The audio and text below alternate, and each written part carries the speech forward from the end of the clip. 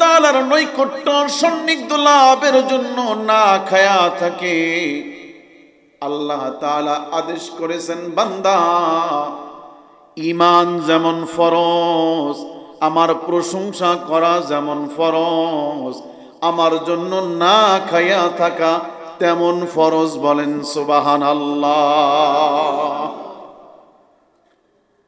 আল্লাহ তাআলা সমস্ত মানুষকে আদম আলাইহিস সালাম থেকে ১৬ লক্ষ পয়গম্বর, সকল পয়গম্বরকে ভালোবাসার ক্ষেত্রে আল্লাহ তাআলা এই রোজাকে ফরজ করে দিয়েছেন।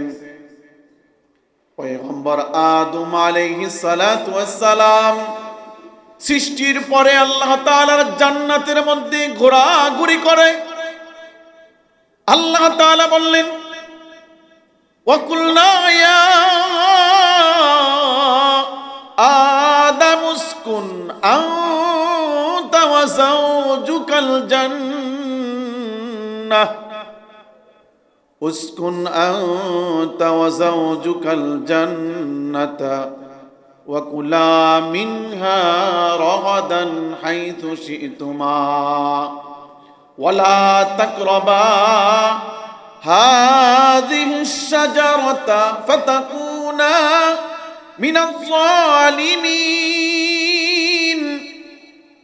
আসমানের মালিক তার বান্দাকে বললেন, তার হাবিবকে, তার নবীকে বললেন, ওগো আমার বান্দা, জান্নাতে থাকো, জান্নাতে খাও, কিন্তু এই গাছের কাছেও যাইও না। শয়তানের প্রবঞ্চনায় পয়রা জমিনে চলে আসছে। আল্লাহ তাআলা এই জমিন আইসা পয়গম্বর আদম আলাইহিস সালাম কান্না করে আর তওবা করে, রব্বানা যালামনা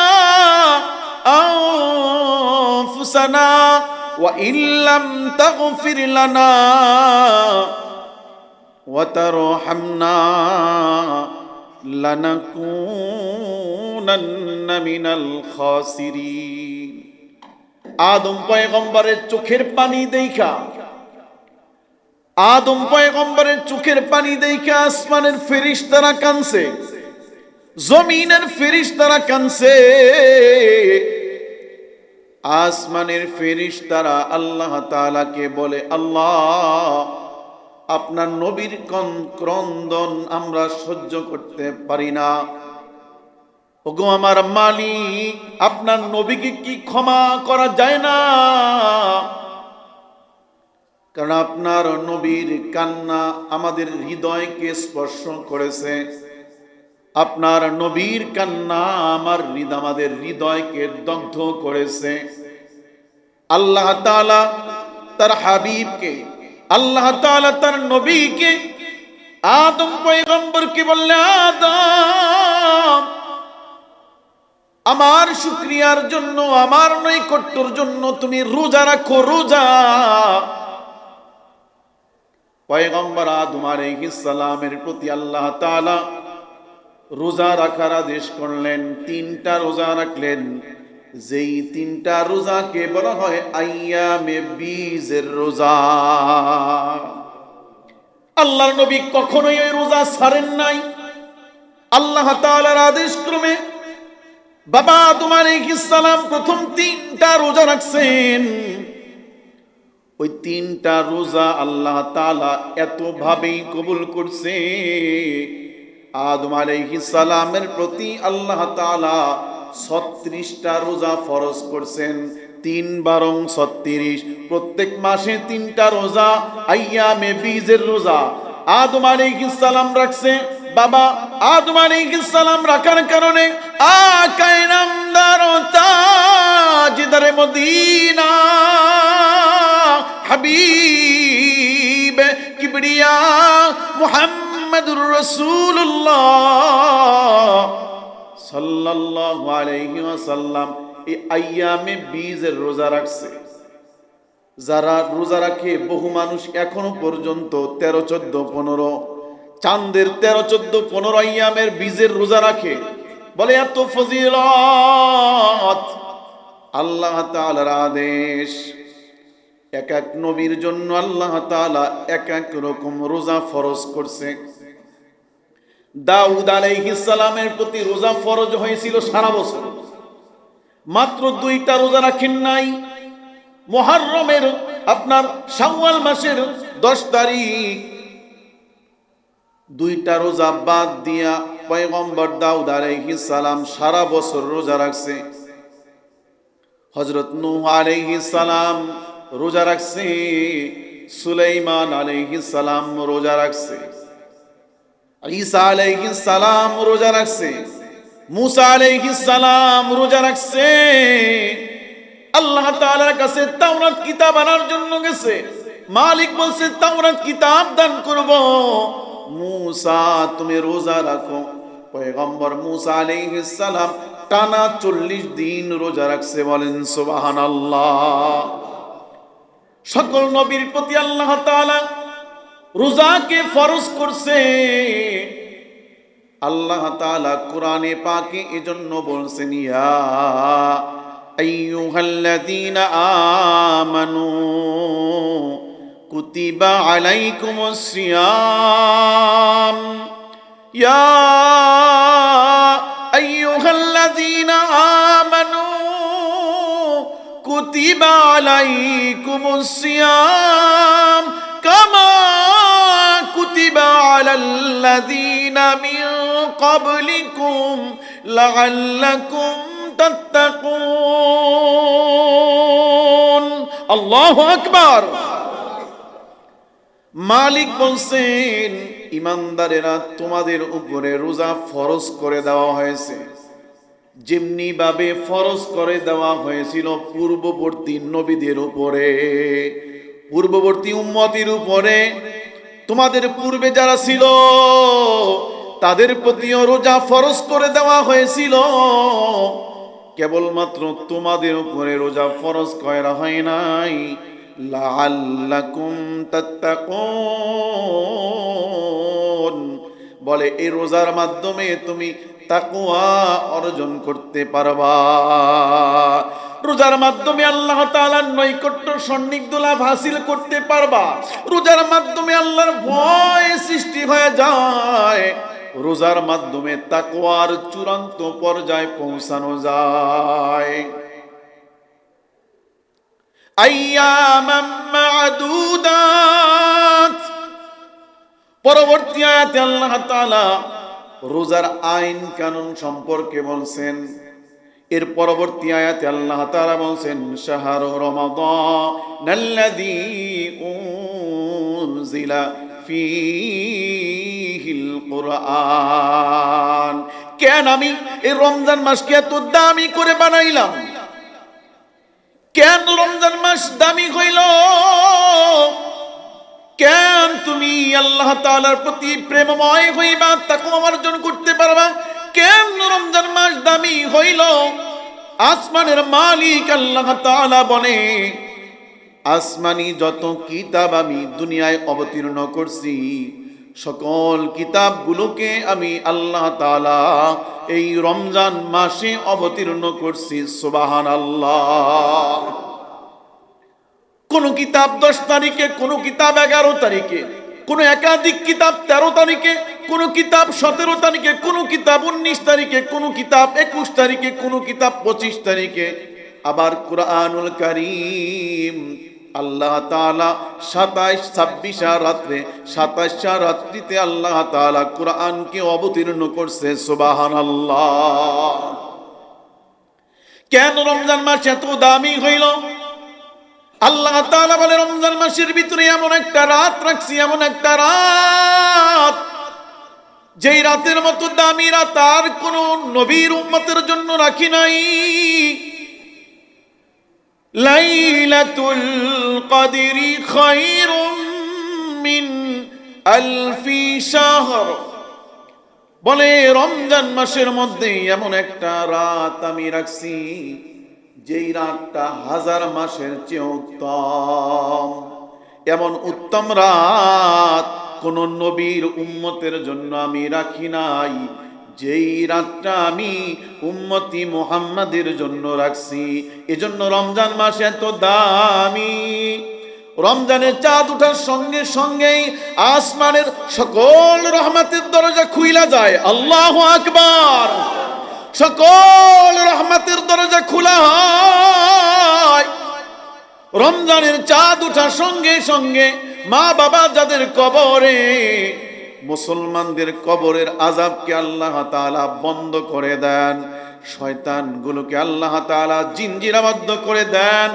এক নফল ইবাদত করলে ফরজের সমান সওয়াব দান করে। আল্লাহু আকবার।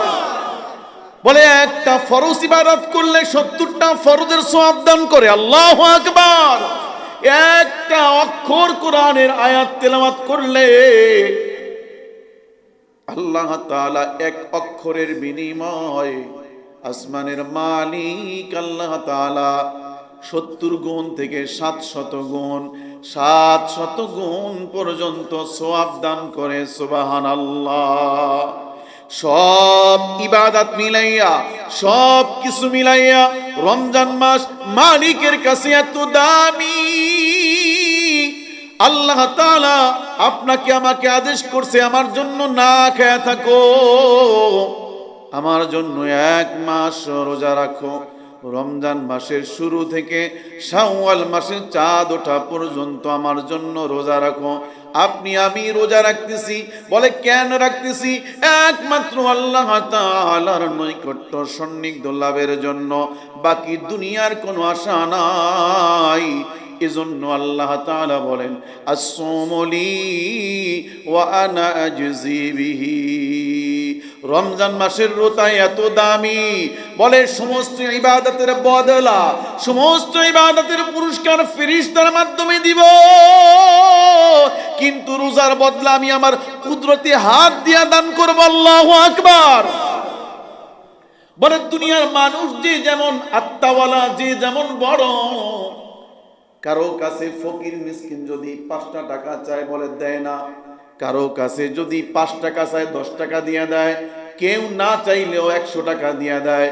কেউ দেওয়ার জন্য রাতের বেলায় ঘোরে, কেউ দেওয়ার জন্য গোপনে গোপনে দেয়। দুনিয়ার মানুষের দিলের অবস্থা এক একজনের এক এক রকম। বলে সৃষ্টির মাখলুকের দিল যদি এমন হয়, স্রষ্টার দিল তাহলে কেমন হবে? স্রষ্টা বলে আস-সাওমু লি ওয়া আনা আজজি বিহি। আমি আমার কুদরতি হাত দিয়ে দিব, কি পরিমাণ দিব কোনো বলা যায় না।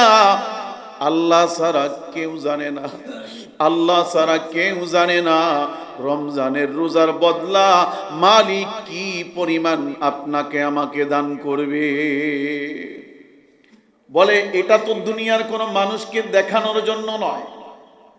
নামাজ দুনিয়ার মানুষকে দেখানো যায় যেন আমাকে নামাজি বলে। যাকাত দুনিয়ার মানুষকে দেখানো যায় যেন যাকাতকারী বলে, দানশীল বলে, দানবীর বলে। তাহাজ্জুদ নামাজ মানুষকে দেখানোর জন্য হইতে পারে যেন আমাকে তাহাজ্জুদ গুজারি বলে।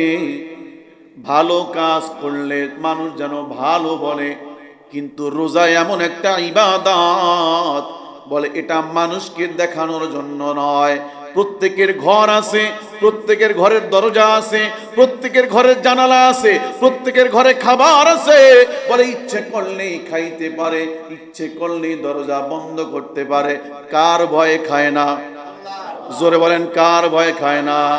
আল্লাহ তো জানে আমার ভয়ে আমার বান্দা খায় না। এই যে ইমাম সাহেব আজকে কাজ করছে, বলে আমার গলাটা এমন ভাবে শুকায় গেছে, পানি পান করলে স্বস্তি লাগতো, কিন্তু রোজা ভাঙে না। কেন ভাঙে না? মালিকের জন্য। ঠিক কিনা? ঠিক কিনা? এই যে রিক্সা চালায়, ভ্যান চালায়, রোদ্রের মধ্যে কাজ করে, বলে রোজা আছো? হ্যাঁ রোজা আছি। ভাঙবা? বলে না না ভাঙবো না। ইচ্ছে করলেই ভাঙতে পারে, কিন্তু ভাঙে না। আল্লাহ তাআলা দিলের দিকে তাকায়া থাকে। এজন্য মালিক বলে আস-সাওমু লি ওয়া আনা আজজি বিহি। এবার আমরা আসি, রমজানের ফজিলত শুনলাম, রমজানের ইতিহাস শুনলাম। এই রমজানকে আল্লাহ তাআলা হিজরির 2য় সনে ফরজ করে দিয়েছে। হিজরি সনের দ্বিতীয় সনে আল্লাহ তাআলা উম্মতি মুহাম্মাদির জন্য রোজাকে ফরজ করে দেওয়া হয়েছে। এ রোজাকে অবজ্ঞা করা যাবে না, কোনো অংশে ছোট করে দেখা যাবে না, অনায়াসে ভাঙা যাবে না। যদি কেউ রোজা ভাঙে, ইচ্ছাকৃতভাবে রোজা ভাঙে, যদি কোনো মানুষ রোজাকে অবজ্ঞা করে, ছোট মনে করে, ছোট ইবাদত মনে করে, তাহলে একটা হাদিস আপনাদেরকে শোনাই, মুসনাদে আহমদের হাদিস।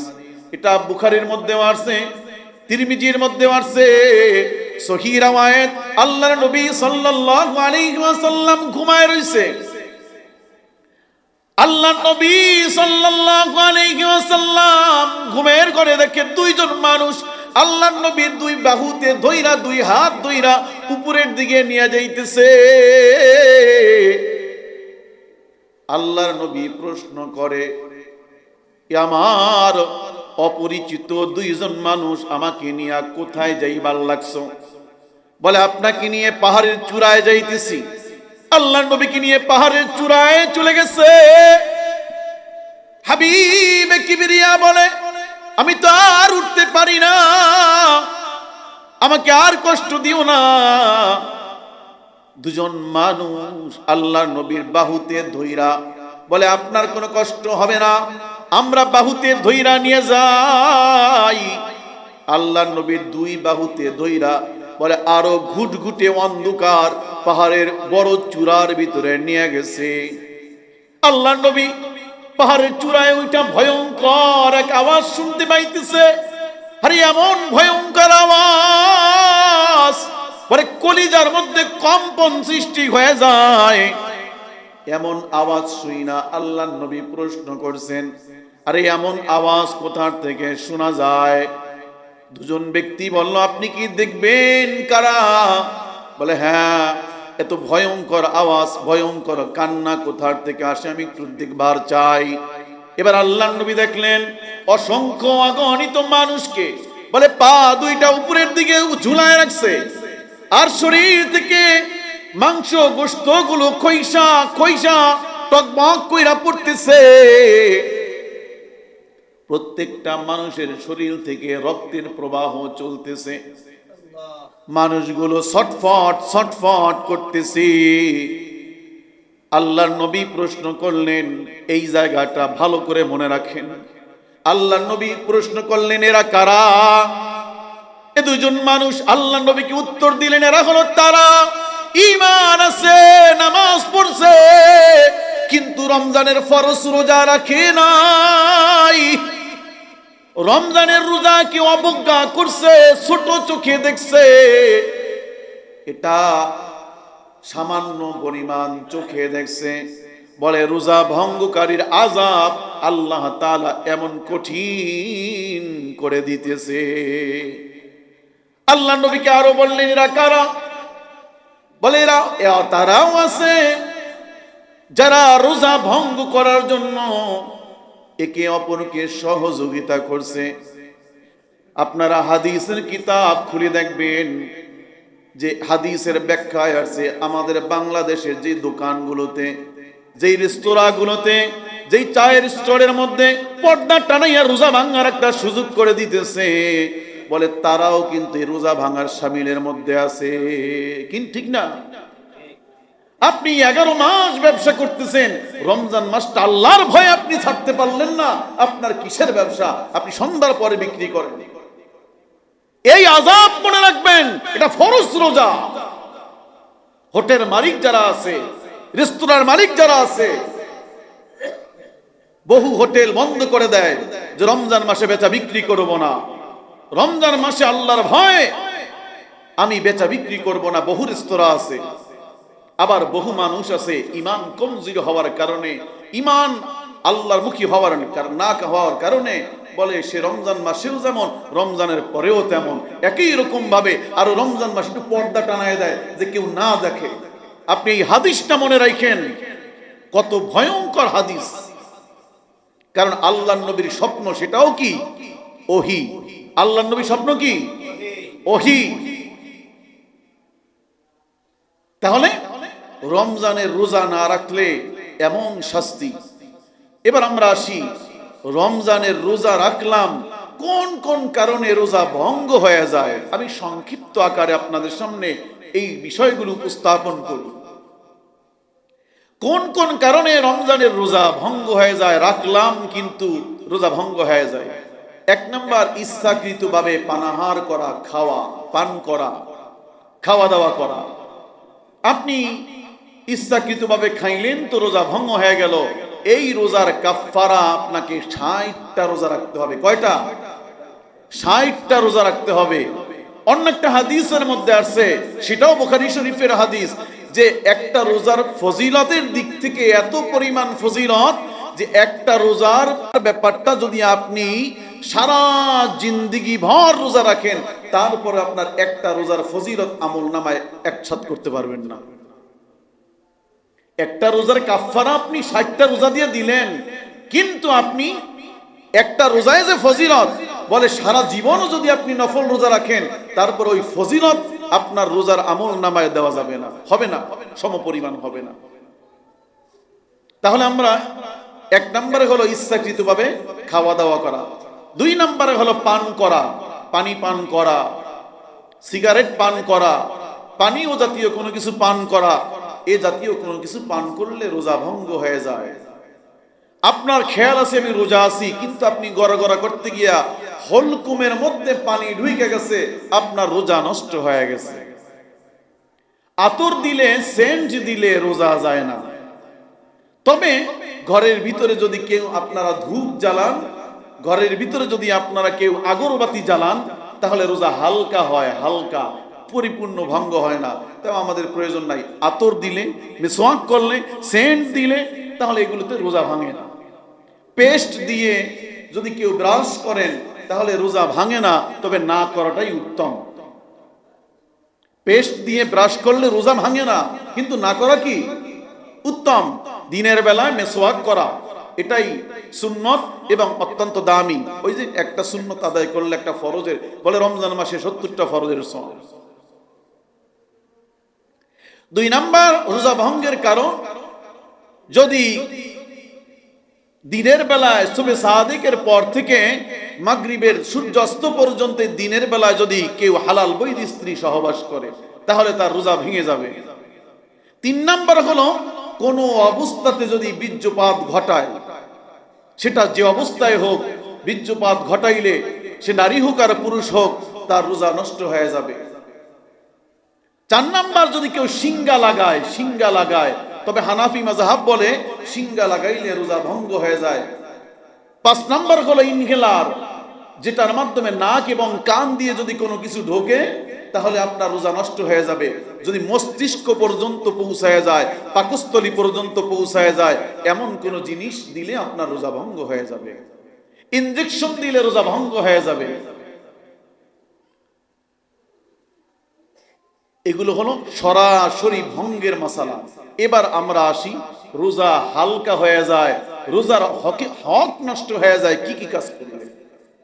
রোজার হক নষ্ট হয়ে যায় কি কি কাজ করলে? 1 নাম্বার হলো ফাহিশা কথা বললে। 1 নাম্বার কি? ফাহিশা কথা বললে। আপনি প্রয়োজন ব্যতিরেকে রমজান মাসের দিনের বেলা চুপ থাকবেন। ঝগড়া বাজলে বলবেন আমি রোজা, আমি তোমার সঙ্গে ঝগড়া করব না। আমি রোজা, আমি তোমার সঙ্গে ঝগড়া করব না। ফাহিশা কথা বলা যাবে না, দৃষ্টি দিয়ে ফাহিশা জিনিস দেখা যাবে না, গীবত করা যাবে না, পরনিন্দা করা যাবে না, চুগলখড়ি করা যাবে না। সমস্ত হারাম কাজের থেকে আপনাকে ফিরে থাকতে হবে, হারাম কাজে সহযোগিতা করা যাবে না। রমজান মাস আসার পরে এগুলো যদি বাদ দিতে পারেন, তাহলেই হবে পরিপূর্ণ রোজা। আর নয়তো হবে দিনের এক অংশ আমরা না খেয়ে রইলাম, শুধুমাত্র সেই ফজর থেকে শুরু করে সূর্যাস্ত পর্যন্ত না খেয়ে রইলাম। এটাই হলো আমাদের কাজ। তাহলে রোজা ভঙ্গ হয়ে যায় ওই কাজ করলে, আর রোজা হালকা হয়ে যায় যদি আপনি এই কাজগুলো করেন, তাহলে রোজা হালকা হয়ে যাবে। এবার আমরা আসি, রোজা রাখলাম, ইফতারির ফজিলত এবং ইফতারির হাকিকত। রমজানের রোজা রাখা আল্লাহ তাআলা বলেন দুইটা মুহূর্ত আল্লাহ তাআলার কাছে সবচেয়ে দামি এবং সবচেয়ে পুরস্কৃত সময়। এর মধ্যে একটা সময় হলো ইফতারির সময়। কেন ইফতারির সময় আল্লাহ তাআলার কাছে দামি? বলে এজন্য ইফতারির সময় বান্দার দিল ভাঙা থাকে, সারাদিন না খায়া হৃদয়টাকে চৌচির কইরা পানি সামনে নিয়ে খাবার সামনে নিয়ে বসে আছে, অপেক্ষমান কার জন্য? আল্লাহর আদেশের জন্য অপেক্ষমান। পানি খায় না, খাবার খায় না, সামনে আছে, ইচ্ছে করলেই খাওয়া যায়। ওই অপেক্ষমান সময়টা আল্লাহ তাআলা বড় এনজয় করে, আল্লাহ তাআলা এই সময়টাকে বড় উপভোগ করে। আল্লাহ তাআলা বলে ওই সময় বান্দার সঙ্গে আমার সঙ্গে একটা তাআল্লুক হয়ে যায়। বান্দা হাত উঠে যা চায় আমি তা দিয়ে দেই, বলেন আল্লাহু আকবার। এজন্য ইফতারের পূর্ব মুহূর্তে দোয়া কবুলের সময় আপনারা দোয়া করবেন, দোয়া করবেন। বাসায় ইফতারি করলেও দোয়া করবেন। আর আমাদের মসজিদে তো মাশাআল্লাহ ইফতারির ব্যবস্থা আছে, 50, 60, 70 জন মানুষ হয়। আমরা ইনশাআল্লাহ ইফতারির আগে কোরআন তেলাওয়াতের মাধ্যমে এরপরে সকলকে নিয়ে আমরা দোয়ায় শামিল হই, আপনারাও হতে পারেন। এই ইফতারির মুহূর্ত আল্লাহ তাআলার কাছে 1 নম্বর দামি। 2 নম্বর দামি সময় হলো বলে 5 ওয়াক্ত নামাজের পরে তারাবি নামাজ পড়ে সিয়াম এবং কিয়াম। আর একটা হলো তারাবি নামাজের সময় আল্লাহ তাআলার কাছে দামি। বলে কেন? সারাদিন ক্লান্ত শরীর নিয়ে রোজা রেখে সামান্য সময় অতিবাহিত করে আবার লম্বা একটা কষ্টের জন্য আল্লাহ তাআলার জন্য দাঁড়ায় গেছে। 1-2 রাকাত নামাজ, ইশারের ফরজ নামাজ 4 রাকাত, সুন্নত নামাজ 2 রাকাত, তারাবি নামাজ 20 রাকাত, এরপরে আপনার বিতির নামাজ 3 রাকাত। এই যে লম্বা একটা জার্নি, আল্লাহ তাআলা আসমান থেকে বান্দার প্রতি রহমত বর্ষণ করতে থাকে। বলেন সুবহানাল্লাহ, সুবহানাল্লাহ। বলে এই সময়ের পরে যখন তাহাজ্জুদের সময় হয়ে যায়, ওই সময় বান্দা উইটা সিজদায় গিয়া সুবহান রাব্বিয়াল আলা বইলা, এরপরে যখন বান্দা সিজদায় গিয়া বলবে আল্লাহ আমার তো এইটা দরকার, আমার তো ওইটা দরকার, আমি তো গোলাম হইবার চাই, আমি তো সহজ রাস্তায় চলবার চাই, আমি হিদায়াত প্রাপ্ত হইবার চাই, আমি আপনার কাছে যাইতে চাই। বলে কেমন করে বলবেন? সিজদায় গিয়া। আপনি আপনার ভাষায় বলবেন, বাংলা ভাষায় বলবেন, সিজদায় গিয়া সুবহান রাব্বিয়াল আলা 3 বার বইলা এরপর আল্লাহর সঙ্গে আপনি কথা বলবেন। আমি কথা বলবো যে আমার তো এইটা দরকার, ওইটা দরকার, দেন আল্লাহ। সিজদায় গিয়া চাইবো। আল্লাহ বলেন এই 2টা সময় আমার কাছে এত দামি, আমি আমার বান্দাকে ফেরত দেই না। বলেন সুবহানাল্লাহ।